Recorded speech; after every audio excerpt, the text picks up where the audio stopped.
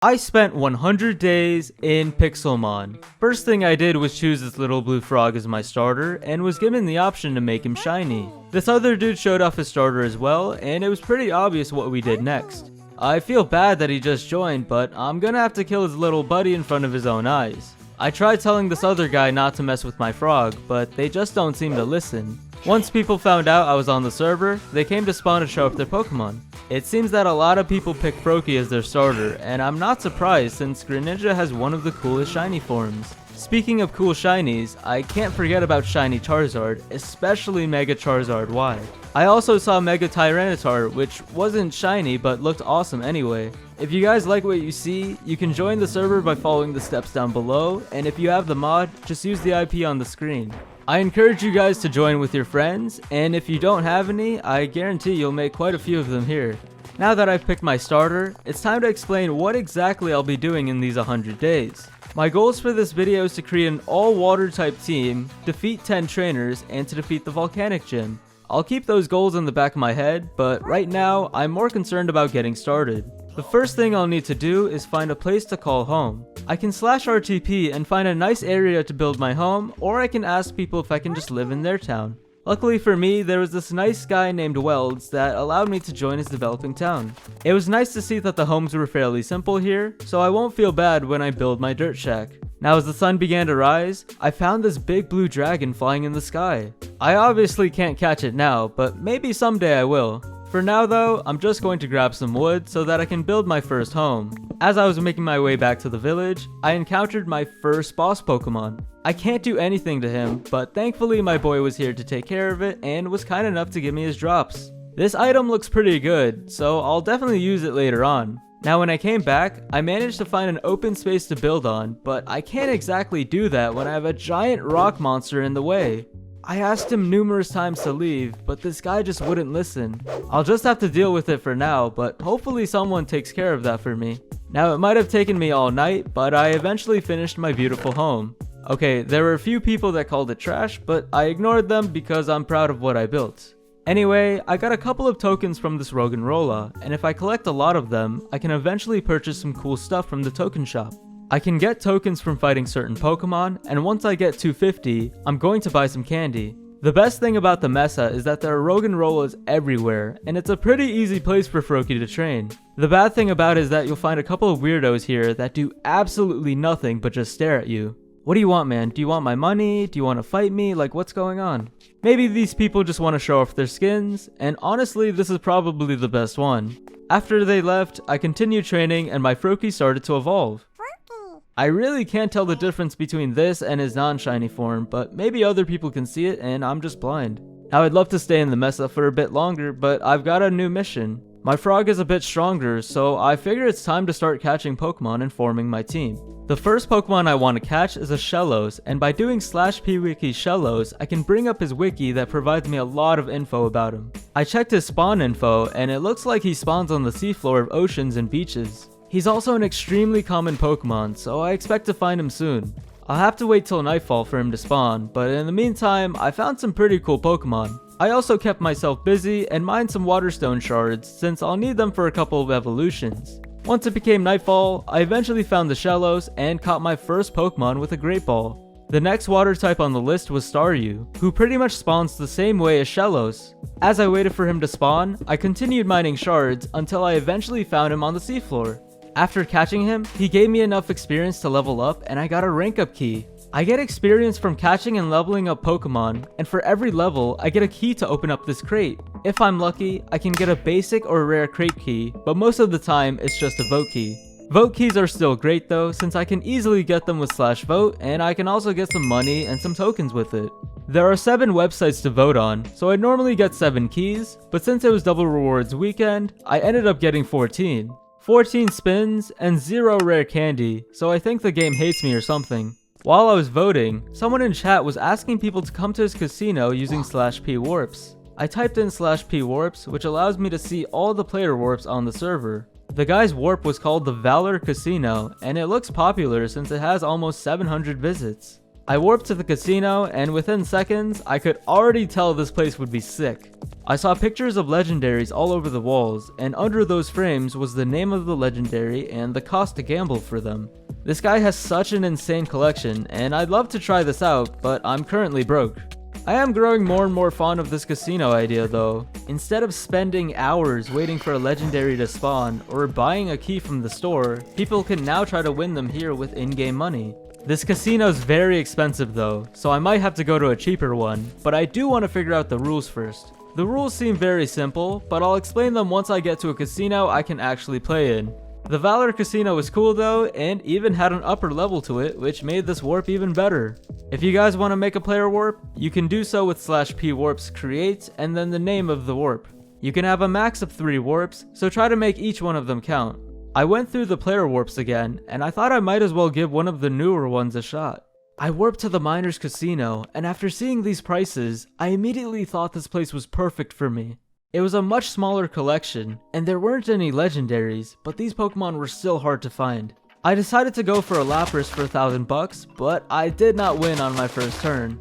So the way this works is that there are 6 grass blocks, and the owner has 3 bone meal, and after using the bone meal, there's a chance for flowers to grow on them. If you get 3 flowers, you win the Pokemon, 2 flowers will be a bonus roll, and if you just get 1, you don't get anything.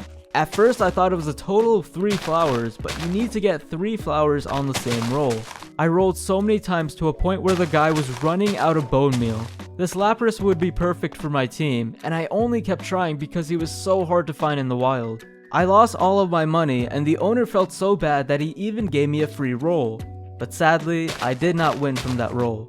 The owner was a really nice guy though, so I decided to approve his warp, which brought a lot of customers to him. If you guys have a cool warp that you spend a lot of time building, I'd be happy to approve it, and I might even show it off in a video. Now I decided to check out some of the warps that were on the top of the list. I visited Riot's arena, and it looks like this guy's won 73 out of 76 battles, which is honestly insane. I was even more impressed with his giant Eevee builds he had up in the sky, and I can't even imagine how long it took him to build those. After that, I visited the Alpha Casino, and this casino was a little different from the others. There were 4 casinos here, so I guess it was 4 friends who built their casinos under one warp, which is a pretty awesome idea. I was a little tired of seeing casinos though, so I decided to check out this cool base instead. I visited this guy's base, and within seconds of just being here, I knew this was exactly what I wanted to see. I've actually visited this place before, and I'm glad to see he's made some improvements and some new statues. This Mew statue is probably my favorite out of all of them. Now the last warp I'll check out for now is one that's called Luna. I teleported to the warp and found myself coming out of the ship. I guess I've made it to some sort of island, which makes this a lot more different than the other warps. I would love for this to become some kind of village, but I guess it's a private island for now. I do want to encourage you guys to make your own villages and towns so that you can build your own community. It's a lot of work to maintain, but it's also very fun once it's established. After checking out those warps, I came back to spawn to open a basic crate, and I got an EXP share. For every 200 votes, the server gives out a basic crate key to everyone online, and unlike the vote crate, it actually gives you good stuff. An EXP share is nice, but I want something better than that. I can get one from fighting bosses, or I can get one from the global trade station using /GTS. An EXP all is pretty expensive here though, so I'll need to save my money and not gamble it at casinos. Now, how exactly am I going to start making cash? Well, I actually plan to sell stuff on the GTS, which is by far the fastest way to make money. I'll try to find cool Pokemon in the wild and sell them for a low price. Not sure if that's the best strat, but I want to sell them for cheap so that people actually buy them. Now before I found any Pokemon, I actually made a companion on the way. This guy came out of nowhere on the back of his Gabite, and I think he wanted to help me out. We traveled across the desert and found a Cacturn, but I'm not entirely sure people are looking to buy this. He was hard to fight too, considering he's almost twice my frog's level. But after 19 turns and many Ultra Balls later, we finally caught the cactus. I put him on the GTS for $5,000 and created my first listing. We also found a Sigilyph who would have been a great catch, but I wasn't careful enough and I accidentally killed him. I know that you're disappointed in me, but you don't have to give me that look. I did make up for it by finding this pink Venonat, and I think I'm going to put him up for $3,000. I feel like the best method to pricing is to see how much people are selling it for and then sell it for cheaper. I also feel like it builds up your reputation, and a good reputation will lead to more sales. Now as for my team, the next Pokemon on the list was Poliwag. I used the P-Wiki again and was happy to find out he spawns in the swamp. The P-Wiki is by far the most useful feature on the server, and I can also access it by shift right clicking on a Pokemon. Not sure how I did it, but I somehow killed this Rhino with my level 16 Staryu. Moments later, I found a Scyther who I know is going to sell for a lot. He's definitely worth more, but I think I'm fine with putting him up for 10k. After leaving the savannah, I headed over to the desert and found a Master Ball loot as well as a Garchomp den. This is a 5-star raid den though, so I'm going to need some help from the boys. It was at that moment when I told people about the den that my chat started flooding with TP requests. This was an extremely rare den, but most people don't actually care about the Garchomp. The best thing about these dens is that they can give you some rare drops as well as some EXP candies. I'll be making a lot of money from selling the rare stuff, and I'll get my team a bunch of levels. The Garchomp gave me 2 XL candy, which is more than enough to evolve my Pokemon. I tried catching him though, which was a bit of a disappointment since I looked forward to selling him too.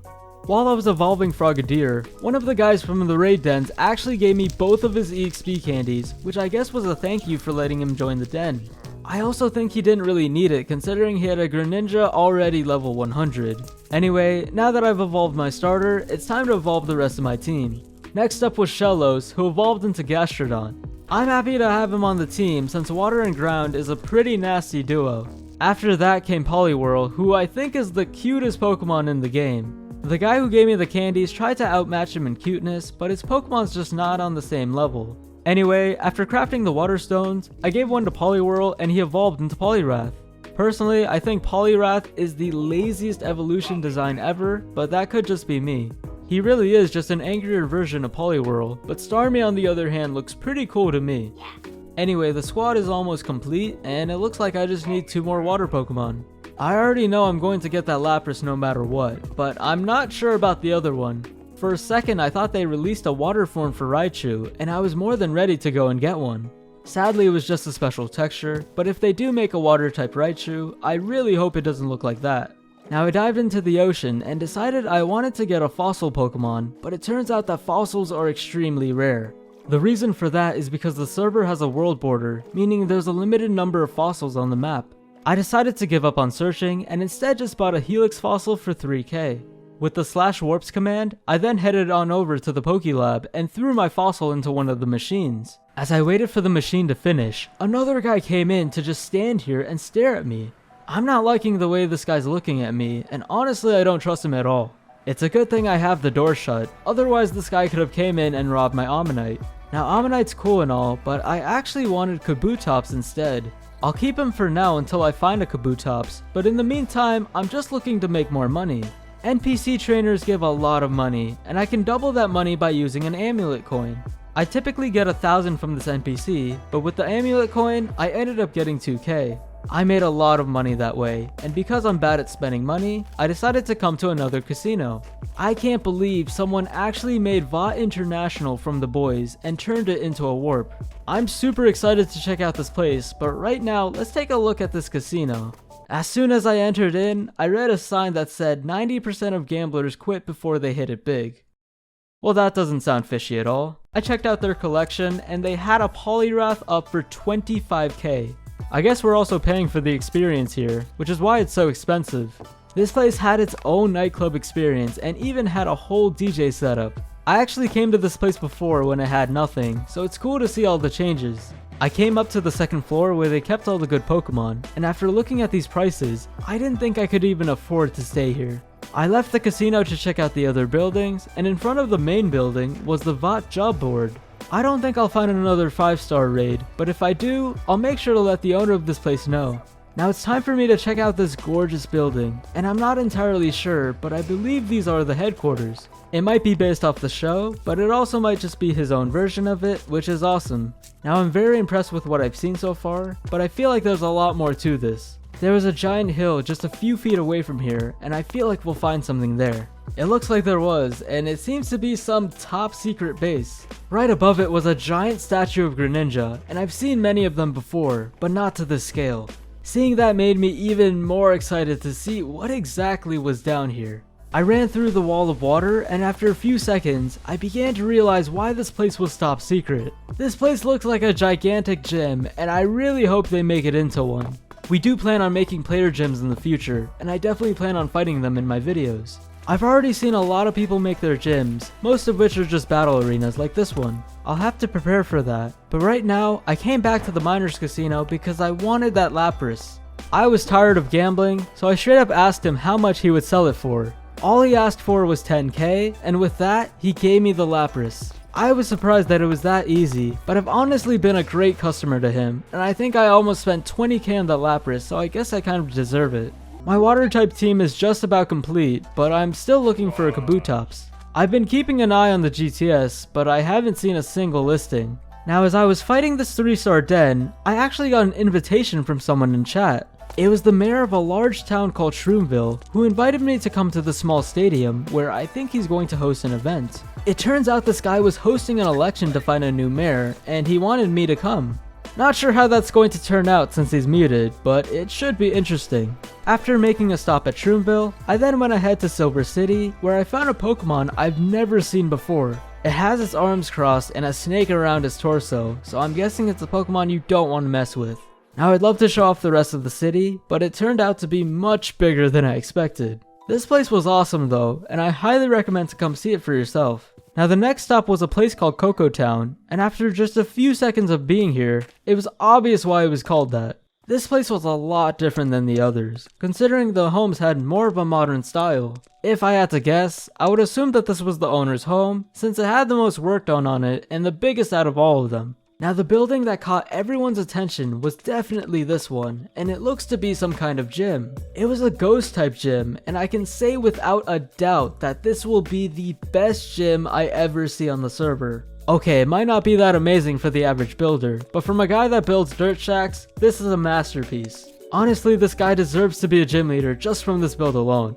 Okay, now that I've shown you the best gym, it's time to show you the best casino. I made it to Hell Casino, and the sign told me to please jump down the hole to be judged. I wasn't sure how I felt about this, and was kinda scared I might die.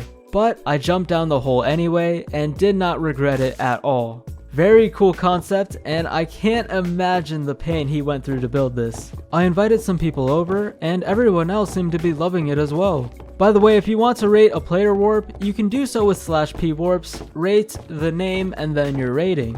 It's a nice thing to do, even if you end up losing all your money like these guys will. However, I'd risk all my money if it led to me winning this guy.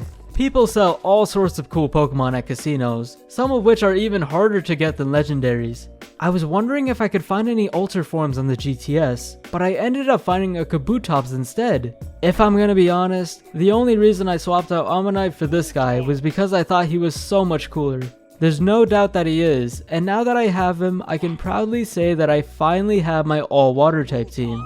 Now as I was running around spawn, I voted for the server again and remembered that I wanted to check out the /vote streaks. By voting each day, I can increase my streak and get some awesome rewards. I can even get a legendary key from it, but that will take a very long time. Legendaries are the least of my worries though, since I'm more focused on getting an EXP all. The one on the GTS was too expensive, but I ended up getting one from this monkey for only 30k. Now I can train all my Pokemon at once with just one Pokemon. I then took out this level 124 Poochyena with a few Hydro Pumps and got a golden lens from it. It allows you to see the IVs of your Pokemon, which is pretty useless on the server. If I want to check all the info about my Pokemon, I can do so with /Pokebuilder or /PD. The Pokebuilder allows me to edit every single aspect of my Pokemon with the cost of tokens. Other than breeding, it's the only way to change your Pokemon's IVs, which you'll need to do if you want to have the strongest team. I won't be able to change my IVs in this video, but I will be able to change my EVs. I can visit the EV training area for that, which I'll be going to in a few moments. I'll also need to teach my Pokemon new moves as well. They're expensive in the shop, but thankfully I can get some good TRs from raid dens. After teaching Lapras Thunderbolt, it was now time to train for EVs. I think I'll just train Greninja for now, since I'm using him the most. I'm going to raise his special attack and speed and decrease his other stats using berries. They're quite expensive though, so it's a good thing I saved some money for them. After maxing out his EVs, it was time to buy him TMs. Once I buy his moves, I think I'll start fighting some trainers. I browsed through the server shop to buy Ice Beam and Dark Pulse for 20k. I think this is a pretty solid moveset, but let me know what you guys think. Anyway, there's a lot of people around me that want to fight, and I'm curious to see how this goes. It was a good thing I just got Ice Beam, since this guy had quite a few dragon types. I pretty much beat him with just Greninja, and got my first official win. I'll be keeping track of these battles now, and I need 9 more wins to complete my goal. I thought this battle would be harder since I set the level cap, but it turns out that Greninja counters all of them. I took down his last Pokemon and got my second win. I want to work for these wins though, so hopefully the next battle will be harder. Greninja took down the first 2 Pokemon, but his health was extremely low. It looks like this guy has some really good Pokemon, so I guess I got the challenge I asked for. He took out Greninja as well as 2 more of my Pokemon, so things were getting scary. I was able to get him down to his last Pokemon, but he also got me down to my last Pokemon. Kabutops did the job though, and I got my 3rd win. I was on a roll, but my streak finally ended after fighting this guy. All he did was use one grass move that completely obliterated my team and got me my first loss. It didn't really matter though, since I had 0 chance of defeating the rest of his team. Losing the battle was kind of nice though, since it makes things more interesting. Now my next opponent was a star rank, so I knew this wouldn't end well. Star ranks have 80% of the decks complete, so I already know this guy has a lot of good Pokemon. I couldn't see the rest of them though, since his Regieleki wiped out my team. I stopped fighting for now, and decided to continue training at a rock gym I found earlier. It'll be easy to take on with my water team, and I'll also get a lot of levels. The rock gym is also by far the best gym, since it has like 100 trainers in here. If you guys have trouble finding gyms, I would just ask people in chat if they could take you to one, since they'll most likely have a home there. Now I made it all the way to the top, but for some reason, I didn't find a gym leader up here. I wouldn't be satisfied if I didn't get the gym badge, so I thought I might as well go to another one. I asked in chat if someone knew where a rock gym was, and thankfully they let me teleport to them. I also decided to go through the gym again to get even more levels. Now for the gym leader battle, I had no choice but to swap out my Greninja for Ammonite. My Greninja was level 94, so if I kept him on the team, I'd be fighting a bunch of level 90s, which wouldn't be pretty. My second highest was level 69, which wasn't too bad. Kabutops took out his last Pokemon, and I was able to finally get my first gym badge. After that, I came back to spawn to try and win more battles. Some of the battles were really easy and took almost no effort, while other battles were downright impossible thanks to my water type team. Now this next battle was quite interesting since this guy had a few legendaries. After wiping out Donkey Kong, he then brought out Ryan Phillips, who I ended up countering anyway. After taking down the Giratina with another Dark Pulse, he then brought out a Lugia. Dark Pulse countered him as well, so Greninja's kind of a beast here. He then took out his own Greninja, who unfortunately took down mine. But I still had a ton of Pokemon left and was not going to lose this battle. Now this next guy had an all Dragon type team, and even though he didn't stand a chance, I still respect him for that team. This will be my 6th win, which means I need 4 more wins to complete my goal. Now after those battles, I decided to take on a fire gym, which makes sense because I have a water team. Also, I don't think I've seen a gym this beat up before, so please excuse this monstrosity. This place might look like a dumpster, but at least I can still find the NPCs. Some of them are just burning in lava, but that's okay, because having a fire type team makes you invulnerable to fire too. That's not at all true, but that would be really cool though, like if I was able to breathe underwater because of my water team. Perhaps be able to fly with a flying team, or have the haste effect if you have a ground team so you can mine really fast. I'm not sure if I know what I'm saying, but you know what I'm saying, right? Anyway, I took out all the grunts, but I had no idea where the gym leader was. I did find a sign though that said final boss down here, so I guess someone moved him over here. Not sure why someone would do this, but I really did find him down here. I had to swap out Greninja again since he was too high leveled, and even then the battle was tough. It took me like 5 tries to beat this gym, which is crazy since it's water versus fire. The even crazier thing is that the server's fire gym is 5 times harder than that, so I'll have to be super prepared before taking it on. Now while I was back home, I ended up finding another Salamence in the sky. I can't believe I actually found another one, and I was able to catch it with just a few Ultra Balls. However, that excitement quickly washed away when someone told me that they're not that rare, but I still think he'll sell for a lot on the GTS. I'm not sure what I'll put him up for, but I'm thinking around 40 to 50k. I'll need a lot of money for TMs, so I might need to up the prices on these listings. I know I said to go for low prices, but things are getting desperate over here. I'll worry about that later though, because right now, I have all these people around me and I just came up with a brilliant idea. What if we went on our Pokemon's backs and had a race around the map? Everyone was down for it, and I was more than prepared for this to go horribly wrong. People were flying around, taking shortcuts, and just did not listen. But you know what? It's fine. We'll just do better next time. Anyway, I got into a battle with this one guy, and I was doing well for the most part, but then he sent out his Arceus. I forgot to set the level cap this time, but as soon as he one-shot Greninja, I just knew it was over. I pretty much never do this, but I might just need to come up with a battle strategy. I heard that the Volcanic Gym Leader has multiple legendaries, and even starts out with a Primal Groudon. I know that Primal Groudon is only weak to ground, so I have to come up with a way to kill him with Gastrodon. Before I teach him any moves, I do want to get him to level 100, which I can do so by buying the rare candy from the token shop.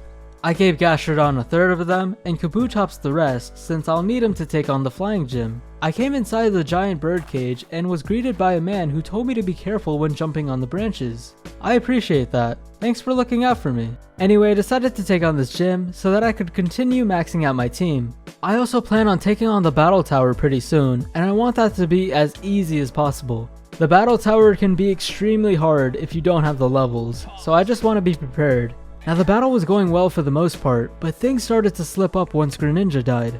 My Poliwrath and Starmie were still too weak, but thankfully my Lapras was able to pick up their slack. All I had left was Kabutops, so I can definitely say this battle was too close for comfort. After defeating the gym, I decided it was now time to teach my Pokemon some moves. I can go to the Move Relearner, or I can go to the Move Tutor and buy moves with 4 diamonds. Buying diamonds from the shop costs 10k, which is the same price for TMs. As for his battle item, I decided to power up his rock moves for 900. For Gastrodon, I bought him the move Protect, and I'll be saving up my tokens to buy him the move Yawn, which I can't right now because it's an egg move. Now for my Poliwrath, I actually ended up changing all of his moves. I also got him a black belt since he is a master of all the martial arts. For Starmie, I taught him Thunderbolt, which I think will be useful, and I also gave him a Life Orb. Last but not least, Lapras' moves remain unchanged for now, but I did buy him some leftovers. After teaching my Pokemon their moves, someone in chat told me that there was an election today, which I totally did not forget about. There were 2 candidates running in the Shroomville election, and I believe they were both running for mayor. It seems like everyone was hyped for this, and I was too since I've never seen this before. Now the sad part was that the old mayor was still muted, so he couldn't really host the election. It was a bit of a bust, but the candidates still gave their speeches, everyone voted, and this guy named Humanade won, so congrats to him. It was very short-lived, but still very fun, and I'm honestly down to join these types of events if you guys choose to host any. But enough with all this fun, it's now time to take on the Battle Tower. Since my Pokemon were all high leveled, I got through the bottom floors super quickly, and so the top floor was the only challenge. Each trainer gives money and rare candy, but on the top floor, each trainer gives rare candy and 100 tokens. After defeating 2 of the top trainers, I finally had enough tokens to purchase Yawn for Gastrodon. After that, I then took out the last trainer and had officially beaten the Battle Tower. All that's left to do now is to defeat 4 more trainers and to defeat the Volcanic Gym. Now I don't plan on defeating this Rayquaza, but I do plan on showing you something else. After using Yawn to make him drowsy, I'll then use Protect to shield from his attack. He'll fall asleep next turn, and then I can use Surf 2 times. That barely did anything, but that was just to show you what I plan to do to the gym leader's Groudon, and hopefully it works. Now I got into another match, and this time it was the guy who gave me the XL candies earlier. I had a feeling this guy would pull some tricks on me, and it turns out he did. After getting this Lopunny low, he switched out for Darmanitan, and then switched back to Lopunny with full HP. I was so confused here, until I realized it was a Zoroark disguised as Lopunny this whole time. I seriously should have known from the start, considering I could literally hear the Pokemon's voice. But it really didn't matter since I ended up winning anyway. I actually won just in time before the server restarted, so I'm very grateful for that. As we waited for the server to come back up, I was wondering who here had the best skin, and honestly they're all kind of fire. I did choose one though, which made a lot of people angry and start chasing me.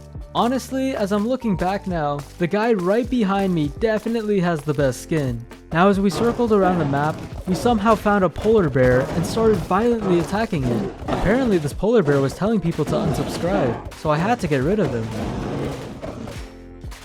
Now back to the server, I got into a fight with this Dan guy, and as soon as he brought out a Toxapex, I knew it was over. I'm not sure why, but if I see someone with a Toxapex, I just assume that they're really good. Our battle ended up glitching, but I gave him the win since he had more Pokemon. Now this next guy was a lot easier than the previous trainers. I only used my Greninja to take him down and was able to get my 8th win. Right off the bat, I thought this next guy would be harder with his Mega Alakazam, but it wasn't that bad. He was able to take down 3 of my Pokemon, but I ended up prevailing. Now this last guy didn't seem so scary, so I thought I'd make things interesting and only use my Lapras. He pulled out an Ampharos, which got me a little scared, but I still got him.